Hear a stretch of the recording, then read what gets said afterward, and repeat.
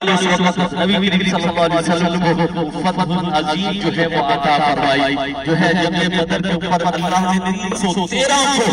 1000 پر غلبہ عطا فرمایا، کیوں کہ اندر ایمان پہنچتا۔ اور دوسرا سب سے بڑی جو چیز ہے وہ نبی کریم صلی اللہ علیہ وسلم کے ساتھ محبت تھی، بلکہ میرے آقا نے جب فرمایا نا تیاری کرو، پھر میرے آقا خاموش ہو گئے، اسے آقا نے یا رسول اللہ آپ کیوں نہیں حکم دیتے؟ آپ نے فرمایا میرے دل کے اندر آتا ہے کہ حضرت موسیٰ علیہ السلام کی قوم کی طرح تم بھی جواب نہ دو۔ ایک صحابی حضرت بلال رضی اللہ عنہ کھڑے ہوئے ہیں، یا رسول اللہ صلی اللہ علیہ وسلم آپ حکم تو کریں سے ہم اپنے گھوڑے سمندروں میں ڈال دیں گے۔ اس وقت تک آپ کے سامنے لڑتے رہیں گے، اپنی جانیں قربان کر دیں گے، لیکن آپ پر آنچ نہیں آنے دیں گے یا رسول اللہ، اپنی جانیں آپ پر نچھاور کر دیں گے، لیکن آپ پر ایک آنچ بھی نہیں آنے دیں گے۔ اب حکم تو کریں سے۔ ان کا ایمان ایسا تھا کہ سرکار جب فرماتے تھے تو وہ ٹوٹ پڑتے تھے، اور جب سرکار کچھ فرما رہے ہوتے تھے تو آنکھیں جھکی ہوتی تھی، چہرے جھکے ہوتے تھے، بالکل ساکت ہو کر میرے آقا کی گفتگو سنتے تھے۔ تو یہ چیزیں ہیں، یہ میں کہتا ہوں مارکا جب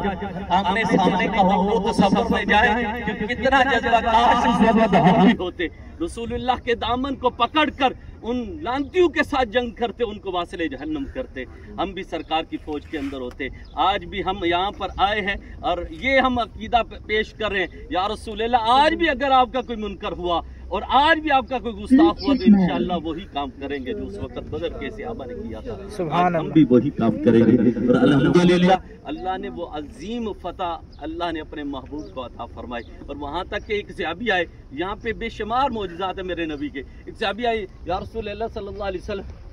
تلوار ٹوٹ گئی، آپ نے فرمایا کہ لکڑی لے کر آؤ، ایک لکڑی لے کر آئے، آپ نے ہاتھ پھیرا، وہ کہتے ہیں کہ حضرت عمر فاروق رضی اللہ عنہ کے دور تک اسی لکڑ کے ساتھ آپ جہاد کرتے رہے،